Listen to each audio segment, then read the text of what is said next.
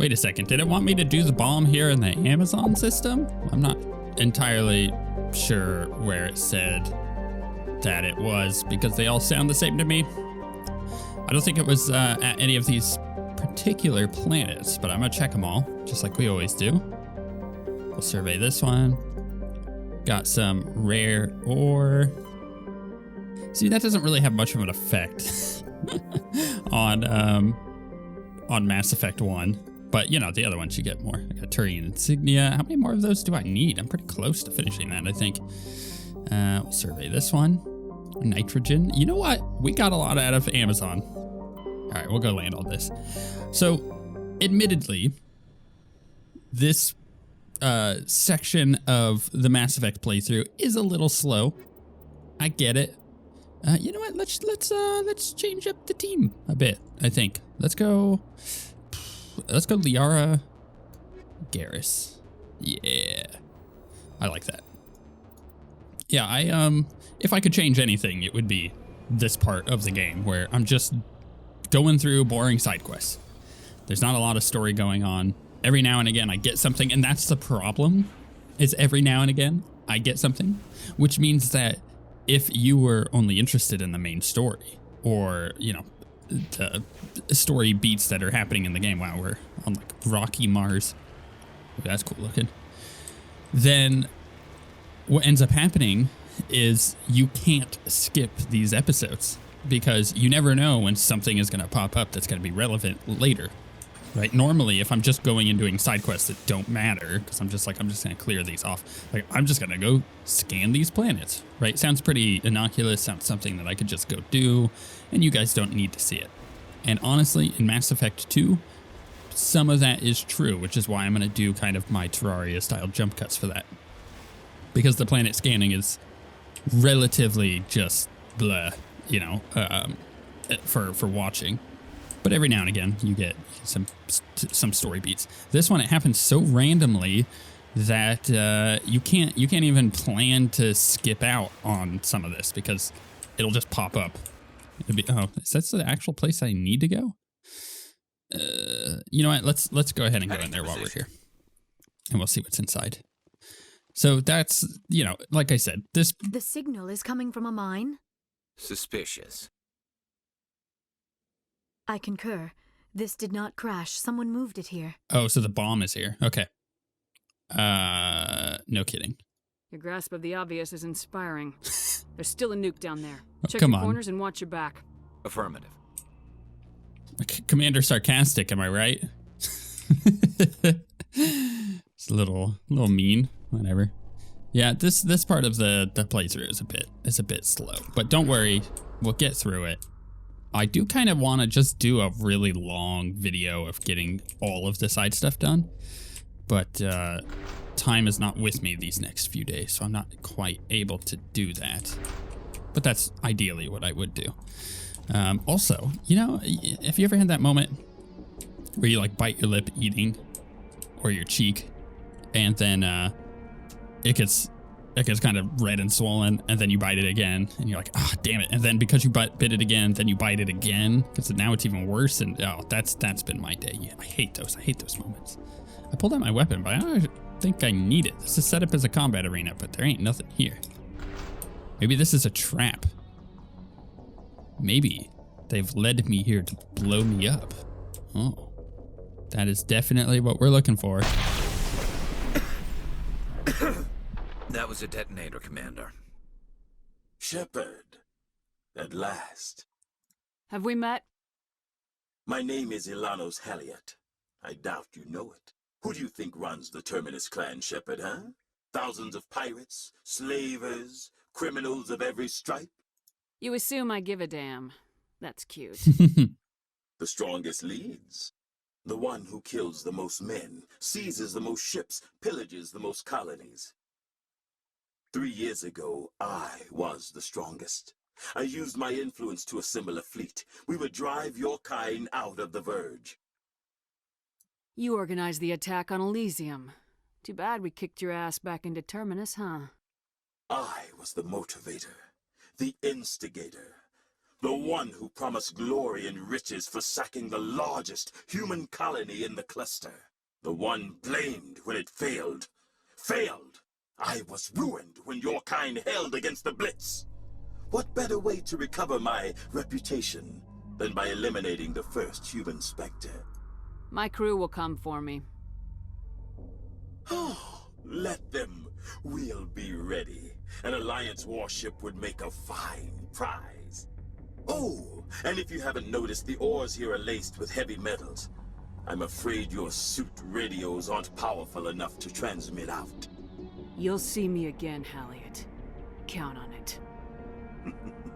I rather doubt that. Goodbye, Shepard. What do we do now, Shepard? We find a way out. Someone up there needs my boot up his ass. See if there's anything in here we can use. There's no time to get out. You have to disable the bomb before it goes off. All right, 10, 9, 8. Manually disable. That was really easy. Oh, wait, no, there's another one. Manually disable. Let's just, let's be patient. It's a bomb, right? It's not a chicken in the oven. I don't need to hurry to get this out. Come on now. I don't know if that logic actually works, but look, we did it. It kept me calm under pressure. Coming up with a cooking analogy.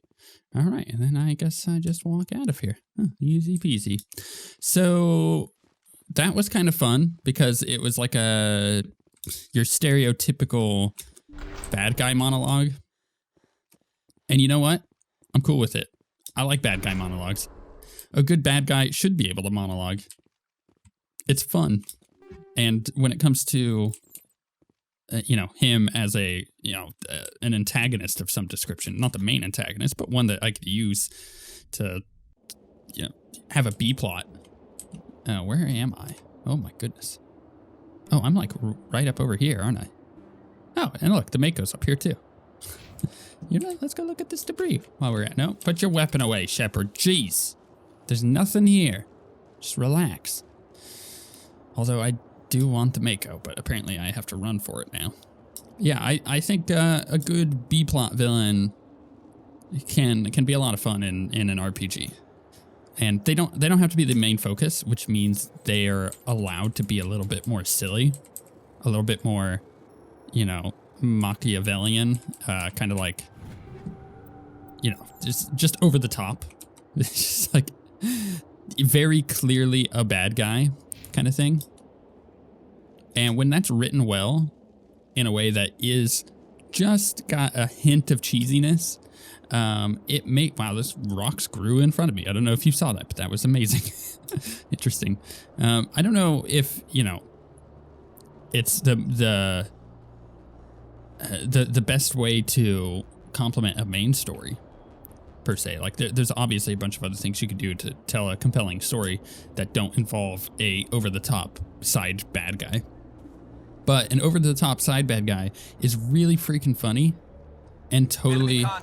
Actually, let's just run to... I was like, you know what? I'm going to run over there and shoot them all with my shotgun. But why would I do that when I've got the Mako right here? Like, my Mako is literally parked right next to them. Were they planning on stealing it? Is that the point of this? Oh, that was Halliot. All right, cool. I just literally shot and killed him. Also, that body's flying in the air. Can I like scan him? Is that a possibility? Can we get out? Oh, that's a bad guy too. Is something gonna happen after we take out? I will destroy you! That pirate, yeah. Halliot went through a lot of trouble to draw you here. A pity it ended like this, for him at least. Now that you're above ground, your suit radio has reestablished connection with the Normandy. Time to get the hell out of here. Well, see, that sounds cool, but there's... I think we're done here. Still, just relax, guys. Jeez, I still have a mark on my map that I gotta go look at. It's an anomaly. Yeah, I like over the top side bad guys. I think there needs to be more of them in video games, especially. When writers take things a little too seriously through the entirety of a game, it's I don't know. It kind of sets a very dark tone. We'll recover this. But when you're able to kind of come up with a really funny side villain, Artillery insignia, it makes things, it spices it up a bit, it changes things, and it helps to change the tone of the game in a good way, right? So it's not all just we're super serious. This is, something that. Do I want to go? Let's hit up here. I think I've been to both of these systems, but I'm just gonna check. So yeah, it gives you a different change of pace for storytelling, and that Message coming in. Patching it through. see what I mean? It's so random. Normandy, this is Alliance Command. We're detecting your presence in the Attican Beta Cluster. One of our surveillance drones was gathering intel on Geth activities in the region when it was spotted and shot down. You need to go groundside and recover the drone's data module before the Geth find it. Fine. We can do that. Yeah. So when it boils down to a compelling side villain that is a little cheesy, it really does help to kind of medallion. It does help to change up the main story beats, and it keeps the main story fresh. So you're not just sitting there, like feeling like you're getting the same thing over and over and over again. And that's always good. A good B plot does a really good job to keep you interested in the A plot, the main thing going on. And if you can keep those two going, like, where the A plot, the main plot has its peak, and then it kind of starts going into a valley, right? You get a climax on a storytelling point. Ooh, this planet's pretty. And then it goes down to the B plot, and then the B plot has a peak, and then you kind of like do a wavelength kind of thing where it's interchanging. I think that is a very strong storytelling tool for any writer, because it allows you to constantly keep the story of the game entertaining and interesting. It boils down to your interest in whether or not you're interested in the B plot to begin with, or the A plot. But let's say in this example, you're interested in both. It keeps your interest in the game going for longer, because you're getting peaks and valleys constantly of storytelling. You're getting the conclusions of essentially chapters of a story over and over, and it's cycling between the B plot and the A plot. That's like storytelling 101, right?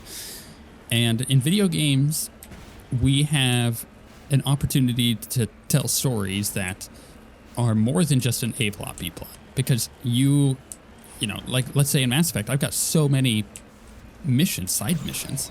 Not all of them have to be hyper compelling with a side villain and stuff like that. We don't need that, right? Am I even gonna be able to get up here? I'm trying.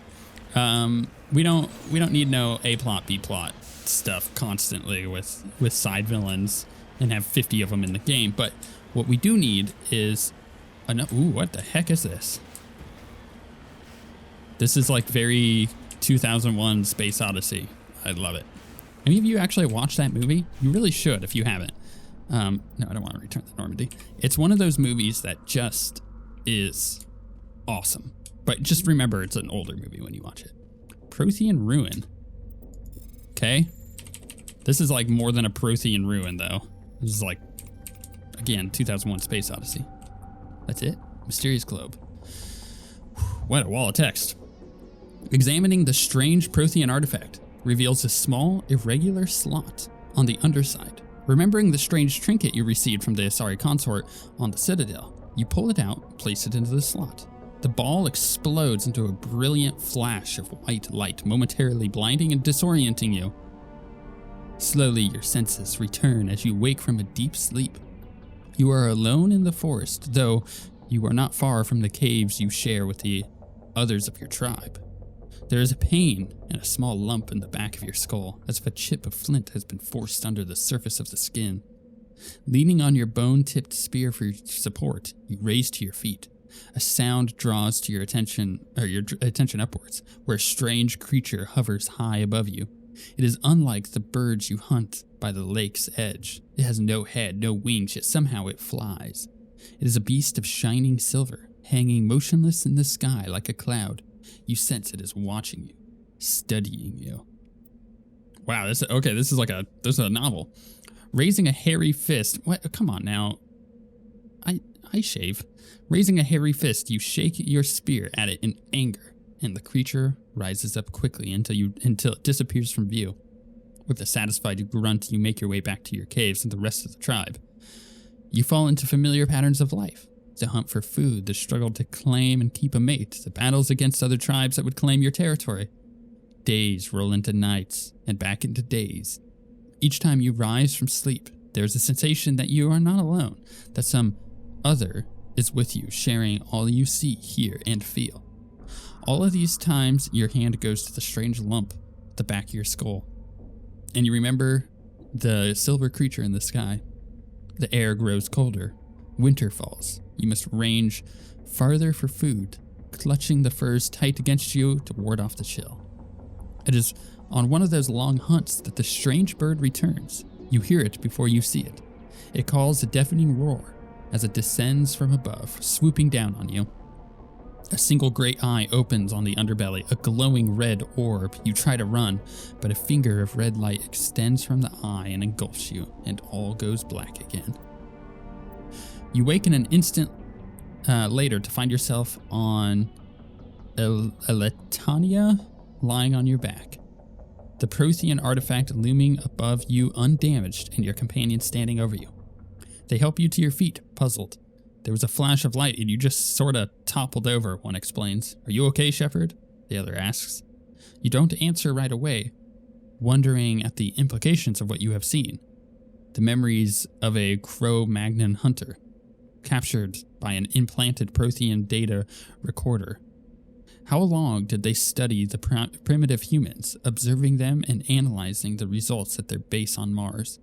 And what, if anything, did they learn from us?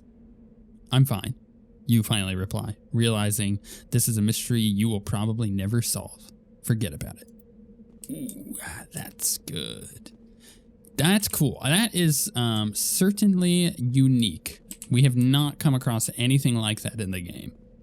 So yes, this section of the game might be a little slower than the others, but you know what? Slow does not mean boring. Sometimes. In this case, it means we got something really interesting that just happened where we were able to, on a distant alien planet, okay, we were able to see a vision of the past. I think that's cool. And honestly, it ties into the B-plot, A-plot story again. Not all B-plots need to be hyper long with a bunch of twists and stuff like that. They could be something as simple as that, where, you know, we came to this planet, something weird was here, we went over to it, we explored it, we learned something new, and then that's it. Now we're done. It doesn't need to be this long, arcing story. Although I think games and stories in general do need B-plots that are long and you know, have multiple chapters to them, because it kind of continues to keep your attention for longer if you can invest in two things going at once rather than just one thing. And it keeps the tension high because, like I said, with like the ups and downs, you can also switch between stories when one is left on a cliffhanger. And what I mean by that is, like, you know, say, crap, I don't have any good examples right off the top of my head, but once I say it, you'll probably come up with several where, you know, a story is following a character that is sneaking through a compound, and then they've done their best to stay hidden, but it all climaxes when they get, you know, hit on the back of the head by someone who knows that they're there, and then everything goes black, and then it switches to the B-plot. And then you're like, wait, what happened? What happened to my character? And now you're playing some other character that you've really never ever played before, or you're following the story of some other character that you don't really know much about, and it's kind of going on the B-plot. Then that goes and does its thing, and then it goes back to the A-plot where your character wakes up and has to, like, escape a jail and stuff like that. Like, switching back and forth at critical moments is also really fun for storytelling. And now that we've kind of talked about this, you're gonna notice it. That's the thing with storytelling techniques, is they're not completely unique. Once you understand the basic medium of storytelling and how all of that works together to tell a larger story, a larger picture over the course of, you know, a game, a novel, a movie, a TV series, you're going to start recognizing what story beats are coming up next.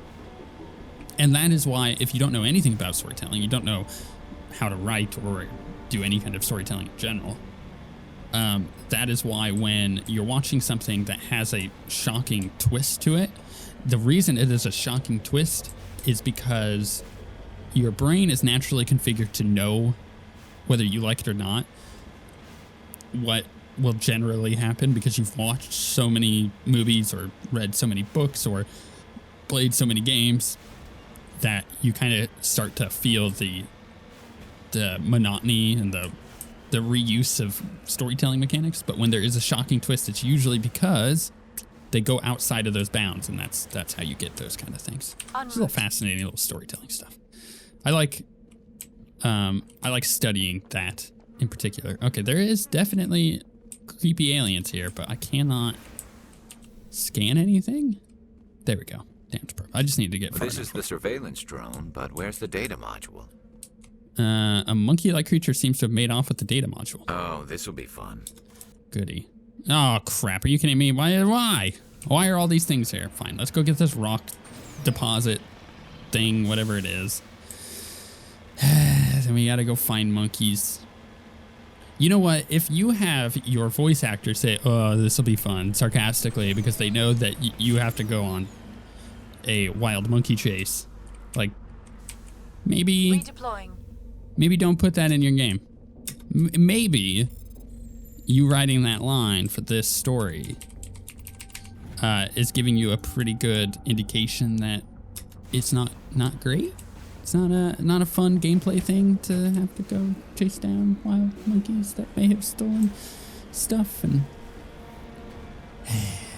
honestly, me back in 2007 would have loved this. Me now, who's played a lot of games with a lot of side quests, it all kind of gets monotonous. And, you know, going back, ooh, wow, I didn't realize it till just now, but this skybox is gorgeous. Well done, Legendary Edition team, you know what I mean? The skybox in the original, I don't think were ever that pretty. Wow, I got distracted by a gorgeous sky. Oh, monkeys. Hey, monkey. Do I have to kill them? Hey, monkey. The monkey doesn't have the module. Are you kidding me? Can I just shoot them all? Is that something I can do? I mean, I don't want to like wipe out an entire species on a planet, but this is a big planet, right? There's no way that we would wipe them all out. Okay, did I search all the monkeys? I believe I did. Are you kidding me? I literally have to run around searching monkeys for a data module that I don't care about. Why? Let's just test this. Guess the little beast had it coming. Okay, yeah, you totally can't This is why you kill them. humans have such a violent reputation. Look, I was just checking. Now, if that gave me renegade points, you bet your butt I would go and discover how many monkeys are actually on this planet. It's a political way of putting it. Look, I don't care about these stupid monkeys. They stole a data thing that I need to find. Not that they know what they've done, but at the same time, this is just contributing to the random crap that I have to do. Although I should say it's not so bad. We have gotten to the point where we're pretty close to being done. You know, even though in the last episode we only got through a handful of these stupid things. Can I just get out? We only got through a handful of systems. That was because most of the systems I went on had something for me to go do that took a bit of time. So if you look at density of stuff that I needed to do versus, you know what? Maybe I should just look this up and find out if there's a specific monkey that actually has it. Negative contacts. I wouldn't doubt it's actually randomized. Let's just ran over that monkey. I can't get up and over that. All right, that's fine. I could go around, though. That actually does look like it might be the fastest route. Yeah, I think the density of stuff that I had to do in the last episode was us completing a lot of the side stuff that we needed to do. But once we finish up this one, I have a feeling we're going to jump a few systems and not really get much. Because it's only been... I mean, you only actually land on a handful of planets. So we've done quite a bit of that. I'm expecting the last bit to kind of go much faster. Who knows? Maybe we can get through it all in this episode. I doubt it. I don't think that's going to work. We'll see. Oh, if only. If only. But the good news is, once this is all done, we go straight to the main story. And then we just finish off the game. I don't really think there's a bunch of side stuff after the next mission. I think there might be one or two things that pop up. Okay, this is definitely where it's at. There's no reason for them to not put it here, right? I'm gonna have to like go inside. It's not that these monkeys stole it, it's that the big monkey man himself stole it, right? Can I no? Okay, fine. What was the name? You know what? I just remembered. What was the name of the alien? That is the Shadow Broker. What is the name of that thing? Why do I feel like this this monkey business that we're on is like the progenitor of that species? Wouldn't that be funny? If you don't know what I'm talking about, do not look it up. It's kind of a bit of a surprise when you get to that point in the story. We are getting so much crap. Again, I really need to go through my inventory. It's possible that I have a bunch of stuff that's actually quite good. But it's also possible that that I don't. That I have a bunch of crap that I'm just going to sell and have an infinite amount of money. You bet your butt I blew that up. I didn't need to, but I did. Monkey. None of these monkeys are going to have it, are they? I should just go like straight to the back of the cave where there's going to be one big bad monkey that's got everything I need, right? That's how this is going to work? Or is it literally spawned on a random monkey? Oh my goodness, that monkey actually made me jump. He dropped the data module. He did It it. is a miracle the data module is still intact. Your pilot should be able to relay this info to your superiors. I hate this mission. Oh, wait. Geth are here. Are the Geth gonna kill off the monkey species? Well, I'm glad I didn't blow all these up trying to kill.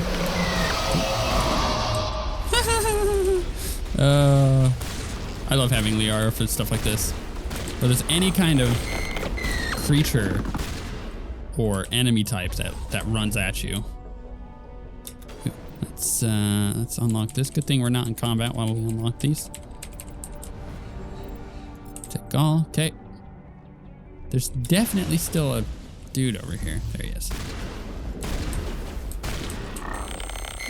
You know what? I appreciate it. I appreciate that I can one-shot the shield they put up, and if I'm close enough, also one-shot the Geth. It makes for this going a bit faster. I mean, if I were playing on the hardest difficulty, goodness, we would be back a couple missions for sure, because it takes the time to kill is so much longer. So the equivalent amount of time spent in the game is significantly more, if that makes any sense. It's it would definitely add way too much time to the game. And I don't like that. All right, that's fine. We're out of here. I really don't care about the rest of the monkeys. We got what we needed. I knew it was going to be back in some random cave on some random monkey. Well, now we know. Did I check the rest of these? I did. I believe. Yeah, I definitely think I did. Okay, so we'll go out. Now, I know I went to the Pharos system, but we're going to go there again, and we're just going to check it. Because there's been a couple systems that I've gone into that as soon as I get there, it's like, Commander,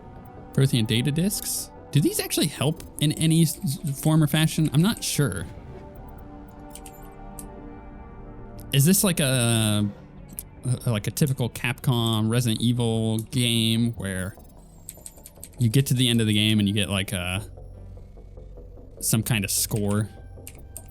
Where it's like, you got A rank because you found 90% of this stuff. I'm not a big fan of those systems, honestly. I don't know why. You know what it is? Actually, I just kind of think I figured it out. The reason I don't feel like I enjoy those end of the game systems, and I get it. I get why they're popular to the people who like them. The reason I don't like them is because, let's say actually, here's a great example. Oh no, I think I made a boo-boo. I think I should have gone up and over rather than down over here. I'm gonna have another 5 minutes of me grunting at you guys. Imagine, I was playing Resident Evil 7, of which I did, and if you haven't watched that series, it has me and Six Pounder, and it's really funny. I suggest watching that, although it is a bit old, so just keep that in mind. Imagine I'm playing through Resident Evil 7, and I'm doing my best to get everything. I'm doing my best to conserve ammo. I'm doing my best to just try to get a good score. And you get to the end of the game, and it's like, hey, congrats on getting to the end of the game. You did it. Your score is B. And you're like, why did I get a B? I feel like I did so well. It kind of feels like at the end of the game, that kind of score system, if you didn't get a good score. Now, obviously, if you're good at those games and you know what requires a good score, you're gonna get one. But let's say you don't get a good score. You get a B rank, not an S rank or anything super high. And you're like, well, or like a C. You get like a C and you're like, how did I do so bad? You kind of feel like all of the effort that you just put in, that you did feel good for doing. You're like, yay, I completed the game. You kind of feel like the game just invalidates that. It's just like, hey, actually, you didn't do that good. It's kind of like having a kind of a jerk older sibling who has played the game and beaten it, and you get to the end and you're like, you didn't actually do that great. You missed all this stuff. I've got a bad feeling about this. You're like, why? Why are you telling me this? I don't care. I don't care if I did worse than you. I'm not trying to be better than you. I'm just trying to finish the cool game. Just let me finish the game. Give me an A rank. The congratulatory, hey, you did it. I think you can see just based on that why that system isn't really in Western style games for many reasons, but the majority of the reasons being that it does kind of invalidate the player. Although, if you're really into being a completionist, to finishing a game 100% or achieving, very difficult things in games, then that system is perfect for those kind of players, because then they get to the end of the game if they didn't look stuff up beforehand. I should mention that, because it is possible that people can look stuff up beforehand and be like, how do I get S rank? If you're blind playing and you're trying to get as high rank as possible, and then you get to the end of the game and you're like, oof, I missed out, and then you're like, oh, I think I understand what gives you a good rank, and then you have a desire to play through again, and it does create a set of man-made replayability. Essentially, it's all designed and intentional for replayability, which is totally fine. But unless you're into that kind of system, you're not going to want to replay the game anyways, unless it was like a super good game. So it's just kind of an interesting difference in game design in Western and Eastern audiences. You don't really see that in Western games. Not to say that there isn't any game with it, but for sure it's definitely a little bit more rare. Ooh, a sludge canister. Yeah, give me all these items. My inventory is going to be nuts by the time I go and actually deal with this. It's going to take me like 5 minutes to vendor everything. Because remember, you can't just spam the button. Ooh, that was actually a good item. This is all getting really high level. And by the way, I should mention that I'm pretty sure the items in Mass Effect 1 scale relative to your level. So, like, yeah, I'm off doing all these side missions, but if you came here at level 10, you wouldn't get a Tsunami 10. You'd get like a Tsunami 6 from that. And I think that's the way that works, but I could be a bit wrong. Aid station. What was the point of me coming into here? There was like nothing in here. Are all of these facilities going to have this? I'm actually unsure of what the reason of coming into these facilities is. Do I actually have a side mission on this planet, or is this something that I need to pick up and I don't have it? I don't like this. This may actually end up being just a waste of time. It's possible though that we'll get something as we go. Let's see here. We have a science facility and a civilian. Let's go to the civilian one. Clear that one out, then we'll go to the science one. See how that goes. And then maybe I will take a look at my inventory and try to clear that out, because I have a feeling that's going to be a bit of a mess. Though I may do that off camera. I may just take a moment to go back to the Mako, or not the Mako, sorry, the Normandy, and clear all that out. Is this a body I can scan? This problem is I never really know. Like, I'm seeing these bodies around these facilities. I'm like, which of these is a Turian medallion that I'm going to get? A lot of husks here, you know what? Don't like that. That's an indication that we're going to have some Reaper stuff going on. Hey, you. Oh, no, I missed. Oh, crap. No, you need to go down. There we go. You know what? I think the husks are a really important addition to Mass Effect. Hear me out. I think a zombie type works really, really well for a sci-fi shooter. Even though we, as consumers of pop culture and in media of any description, you know, books or games or movies, TV, we generally associate the zombie archetype with post-apocalyptic or horror, but we don't generally associate the zombie type with sci-fi.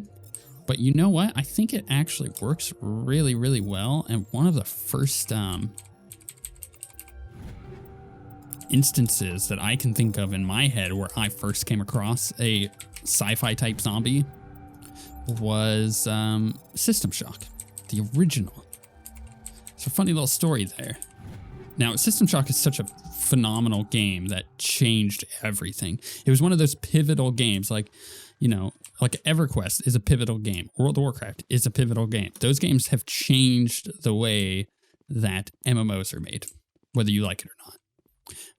Just like Call of Duty is a pivotal game to FPS, or Overwatch is a competitive, you know, shooter pivotal game. These things changed their genre or created new genres. Dota, for example. I think System Shock is one of those huge ones. Huge pivotal games that greatly changed the direction of the games industry. Particularly System Shock 2. But my dad had bought those games. I don't remember much from the original System Shock, although they are remaking it, and you know what? I am super excited for that, for the HD version. I wish it would be System Shock 2, but, you know, what you gonna do? But those games had a zombie archetype in them, though they are a sci-fi RPG. Like, legitimately an RPG. They're not just like, you know, you might call Mass Effect an RPG, but it's actually missing a lot of the RPG mechanics that a game like System Shock had, where it was a little more in depth. What the heck is this? You know what? Maybe this is like Reaper tech here. We'll see. But they did a good job of throwing that in there and starting that as a concept. Whether or not that was the first, I doubt it, but they did a really good job of introducing it to the video games industry, and I think that that's really important. And now we know that archetype works, and we can have zombies, or something like zombies, you know, husks, right, in the genre. and have them really fun to shoot, because you can have crazy, creepy zombie types that are maybe mechanical of some description or not, and allow it to work for the genre. And that's why I think it is freaking phenomenal that they're in here. But if you took them away, this is always the important question when it comes to narrative. If you took them away, would it make the game any different? I think one could argue no, but my argument would be that they do change it, because they, in my opinion, they show narratively what the Reapers do. You know, how they affect things. A colonial pioneer team rarely consists of more than a few dozen specialists. It's clear that none of them have surveyed the Cerberus group. Has a lot to answer for here. Oh, this is a Cerberus thing. Okay. Okay, that's fine. Take all. Can I wait? That's still something can open terminal. Cool. Whatever. Let's go check this other door. It would have been nice to know that this was a Cerberus facility, but why? Seriously, why? Why did you just put? You know what it feels like? It feels like the level designer put a template down and cleared out like all the props and doodads, and then built up where they expected you to go and everything, and they just forgot that they added another room because they were in crunch mode trying to get this mission done. And that's why there's just a big giant open room. Or maybe they're smarter than I am, and they're like, you know what would be really creepy? If we have a giant open room in this kind of creepy facility and don't answer why. Because I can respect that. That is a choice. That is a very interesting choice. We're finally done on this planet. Oh my goodness. Thank you. Whew. This was, I think, the first planet that I scanned, right? Did I? No. I remember now. I had scanned all the others. I came back to this one. Yeah, I remember that. Okay, so now we're back out. That was just the first system in this cluster.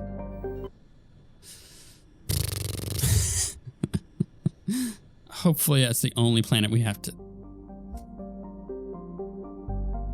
Okay, well, that answers that. Whatever. We're gonna survey. Gold, yeah, okay, cool. We're gonna come over here. Thing, survey, yeah, iridium. I'm really curious about my journal at the moment. Survey, ooh, terrain insignia. How many more of those do we have? Seriously, I feel like we get like 5 each episode.